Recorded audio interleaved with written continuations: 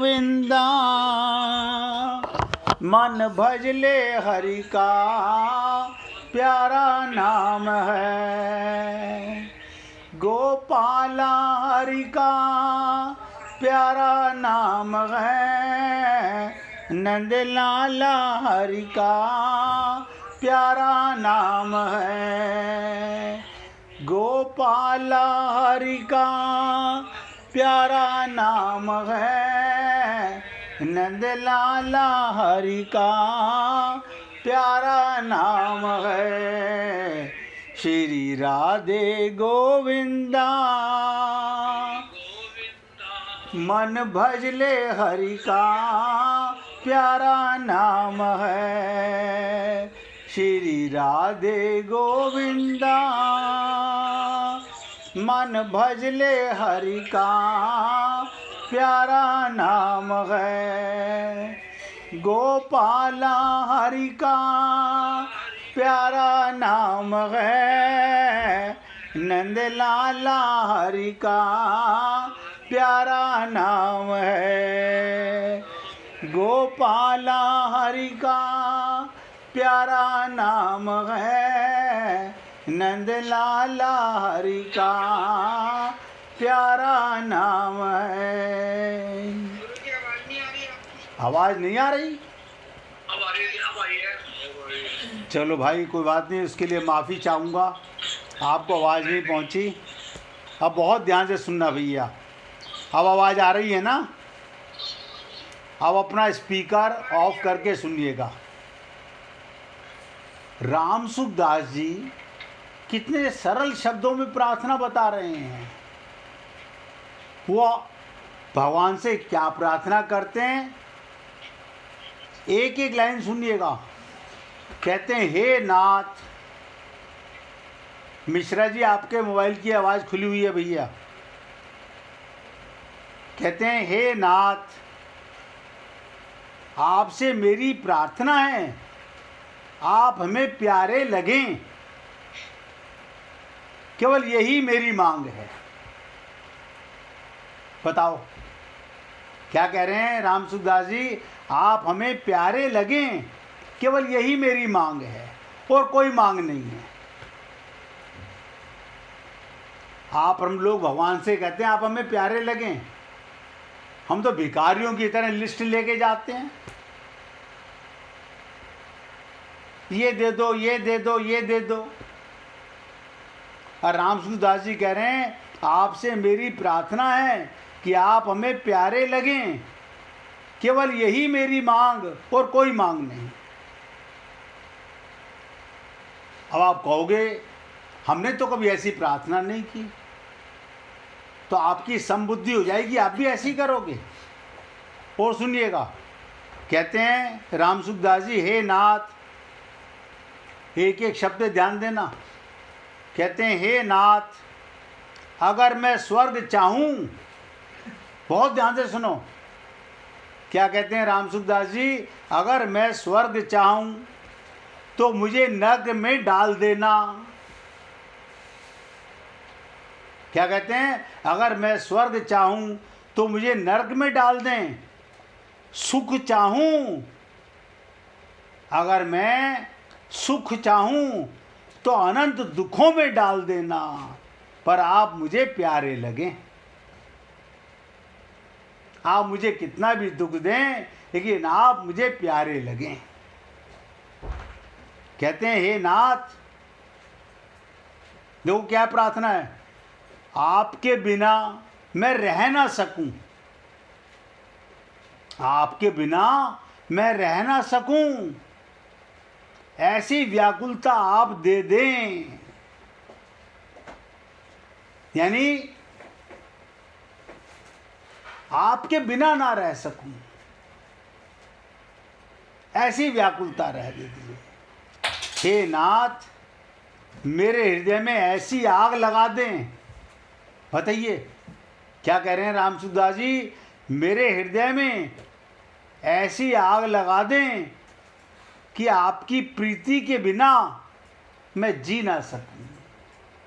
वो सांस मेरे अंदर आए ही नहीं जिसमें आपका प्रेम ना हो। मैं आपकी प्रीति के बिना जी ना सकूं।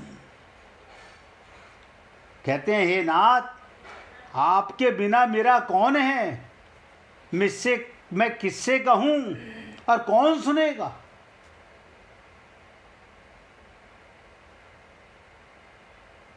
जो संत, जो भक्त भगवान के, अपने गुरु के शरण हो जाता है, शरणागति चला जाता है, वो कहते हैं, हे मेरे शरण्य, मैं कहाँ जाऊं, क्या करूं? कोई मेरा नहीं। आप बताइए, कोई मेरा नहीं।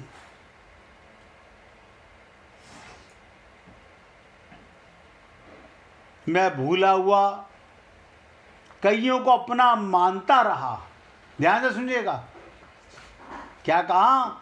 मैं भूला हुआ कईयों को अपना मानता रहा, उनसे धोखा खाया, फिर भी धोखा खा सकता हूं। आप बचाओ मेरे नाथ, आप बचाओ, वरना मैं भवसागर में डूब जाऊंगा। अब थोड़ा सा सत्संग गीता का सुनिए, भगवान श्री कृष्ण की वाणी, फिर आगे चर्चा करेंगे कि राम सुखदास जी और क्या प्रार्थना करते हैं। और आप हम लोग वो रट्टू तोते चालीसा पढ़ते रहते हैं, अर्थ एक का नहीं पता, अपने मुख से भगवान को प्रेम पत्र नहीं लिखना चाहते हैं, अपना भाव प्रकट नहीं करना चाहते हैं, मगर आदत है, ना तो किसी गुरु की माने ना भगवान की माने। हम तो वही करेंगे जो हमारे को हमारा पापी मन कह रहा है। ये राम सुखदास जी की प्रार्थना सुनाई मैंने आपको। अब भगवान क्या कहते हैं? कर्म योग से निष्ठा समता आती है। 31वें से 48वें श्लोक तक 8 श्लोकों को देना असंगता मालूम देता है, फिर भी इन 8 श्लोकों को यहाँ देने का कारण ये कि कर्म योग में समता कहने से पहले कर्तव्य क्या है और अकर्तव्य क्या है, मेरा क्या कर्तव्य है और क्या अकर्तव्य है।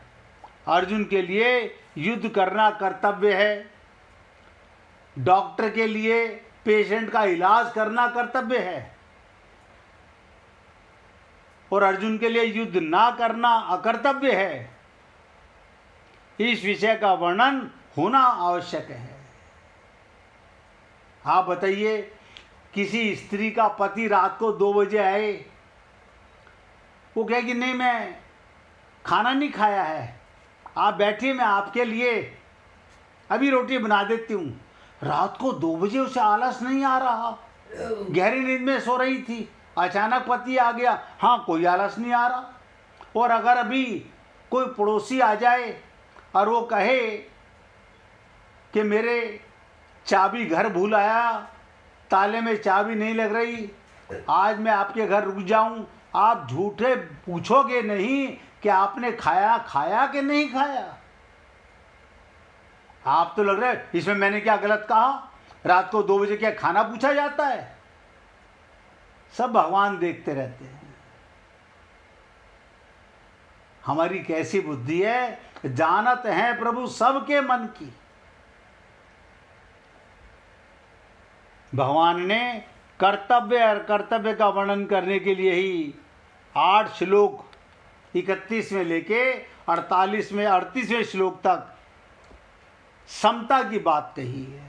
तात्पर्य पहले 11वें से 30वें श्लोक तक सत असत के वर्णन में समता बताई। सत सत ही है और असत असत ही है। ये शरीर असत है, आप सत हैं, लेकिन आप गंगा जी में शरीर को मिला करके इसे सत बनाने में लगे हुए हैं।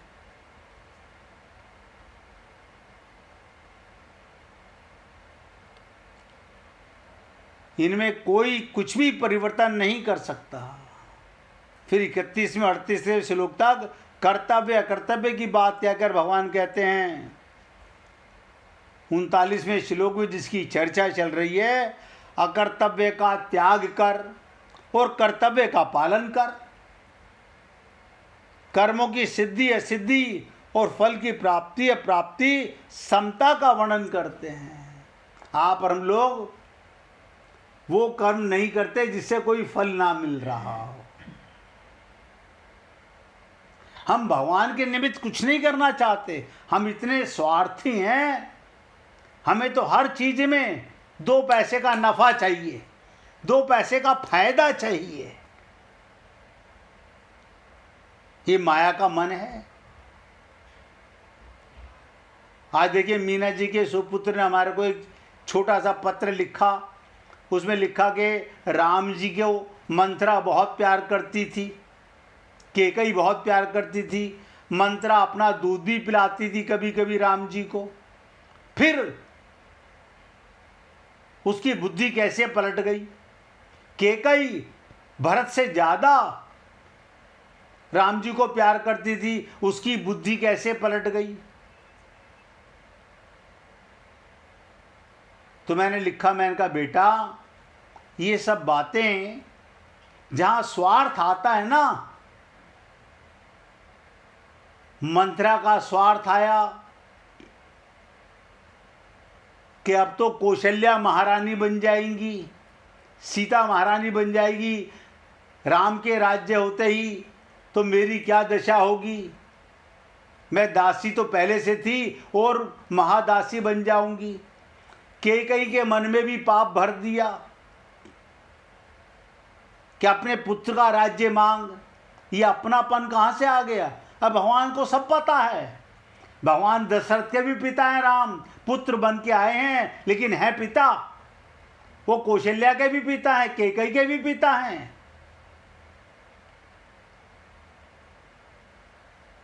लक्ष्मण की समबुद्धि देखो। लक्ष्मण कहते हैं मेरा कोई पिता नहीं, कोई माता नहीं है। आप कहेंगे हमने तो यही सुना है कि दशरथ ही उनके पिता। वो कहते हैं मेरा कोई पिता माता नहीं, मेरे तो माता भी आप, पिता भी आप। मैं आपके साथ ही जाऊंगा। अब आप सोचिए, ये बुद्धि हमारे पास क्यों नहीं आती। रामायण तो हमने खूब पढ़ी, ये समता हमें क्यों नहीं आती। ये अज्ञानता क्यों भरी हुई है हमारे अंदर। बिना गुरु की शरणागति के सत्य का पता नहीं चलता,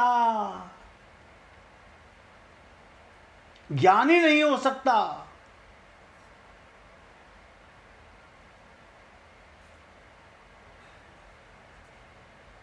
तो भगवान यहां पर समभाव की बहुत चर्चा करना चाहते हैं, समबुद्धि की बातें बहुत बताना चाहते हैं। समता आएगी तो व्यवहार अपने आप आएगा। आप बताइए, अगर नौकर का बच्चा आपके बेड पे चढ़ जाए तो आप नौकरानी को डांटते हो, नीचे उतार। बच्चों को घर ले आती है, तेरे को तमीज नहीं है। ये हमारी समता है, ये हमारा ज्ञान है, ये हमारा प्रेम है, हमारी पूजा है। सोच के देखो इन बातों को। कहां गई हमारी बुद्धि, कहां गया हमारा विवेक।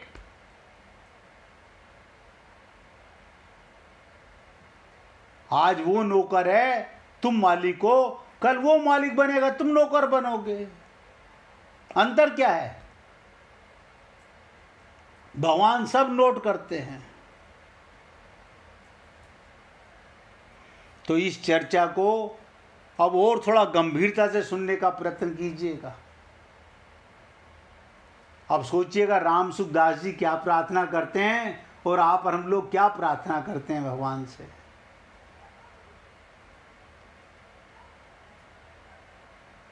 संत क्या प्रार्थना करता है और हम क्या प्रार्थनाएं करते हैं। अब बहुत ध्यान से समझने का प्रयत्न कीजिएगा। कर्म योग के 2 विभाग होते हैं, कर्तव्य विज्ञान और योग विज्ञान। भगवान ने 31वें 37वें श्लोक तक कर्तव्य विज्ञान की बात कही, जिसमें कर्तव्य कर्म करने से लाभ और ना करने से हानि का वर्णन किया। हम कर्म योनि में आए हैं, भगवान के निमित्त कर्म करेंगे तो लाभ मिलेगा, और अपनों के लिए कर्म करेंगे तो आपको लगेगा तो ये मैं बहुत अच्छा करता हूँ, हमारे माता पिता, हमारे पति, हमारी पत्नी खूब तारीफ करेंगी, लेकिन भगवान के यहाँ तो पाप हो रहा है।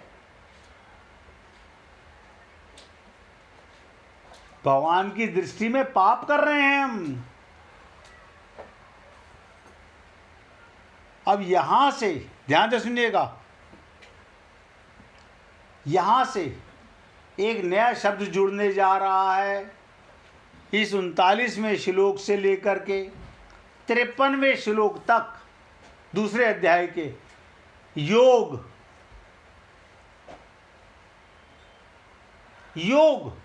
पर चर्चा चलेगी। मैं आपसे निवेदन करता हूं, छोटे छोटे शब्द हैं, इनको अपनी डायरी में लिख ही सकते हो। समता, व्यवहार, योग, और सबसे ऊपर लिखो मैं आत्मा हूं। जब तक अपने को शरीर मानता रहूंगा, ऐसे ही संसार में आता और जाता रहूंगा।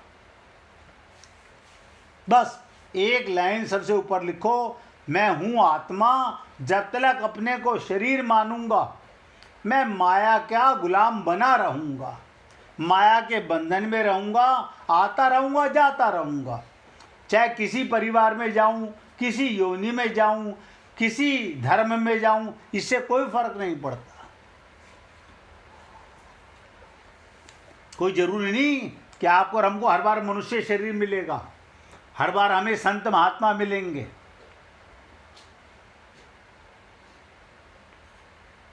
हम तो मनुष्य होके भी पशु बुद्धि वाले हो गए हैं।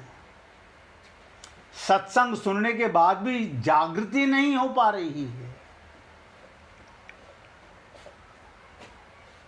तो कर्म योग के 2 विभाग, और अब मैंने आपसे कहा कि यहां से 53वें श्लोक तक योग विज्ञान की बात कहते हैं भगवान।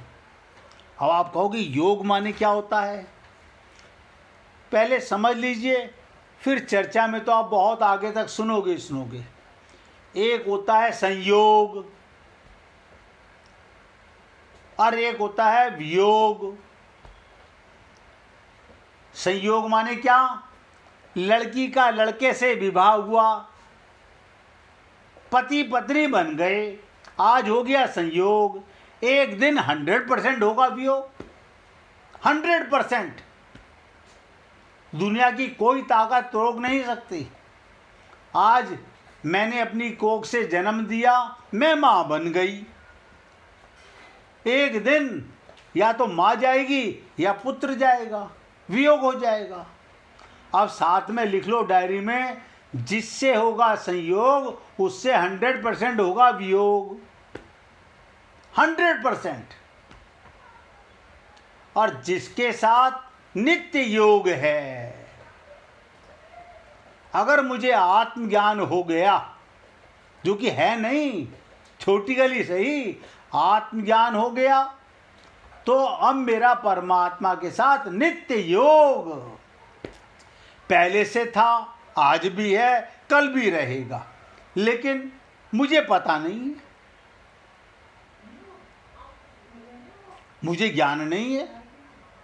मैं संयोग वियोग के चक्कर में फंसा हुआ हूं।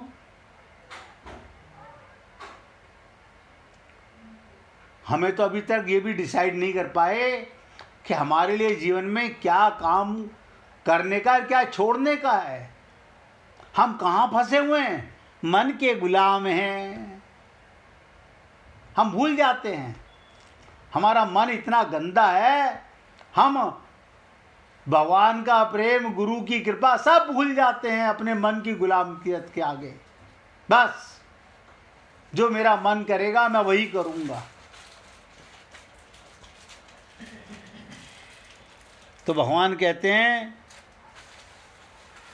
अब तक तो भगवान ने समता की बात कही, सांख्य योग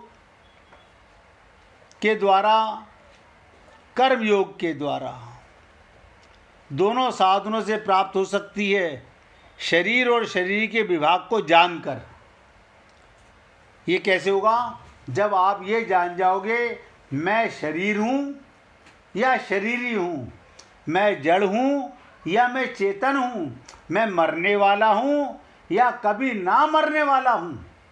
देखिए, इसी शरीर में ज्ञान होता है और कोई शरीर नहीं है। अगर आपको ये ज्ञान हो गया मैं परमात्मा का अंश हूँ, तो राम मरे तो मैं मरूं, वरना मरे भलाए, ये शरीर मरेगा, मैं नहीं मरूंगा। हम सुनते तो हैं लेकिन विश्वास नहीं होता। विश्वास नहीं होता क्यों? अभी श्रद्धार विश्वास नहीं है। श्रद्धार विश्वास नहीं है, यानी परमात्मा आपके हृदय में रहते हैं, इस पर विश्वास नहीं है। परमात्मा मंदिर में रहते हैं, इस पर विश्वास है। क्या करोगे? क्यों? क्योंकि ना तो हम किसी गुरु के प्रति श्रद्धावान हैं और ना विश्वास पात्र हैं, इसलिए कल्याण नहीं होता। और चर्चा करते हैं 1 मिनट भगवान का कीर्तन करने के बाद। गोविंद गोविंद गोपाल भज मन गोविंदा,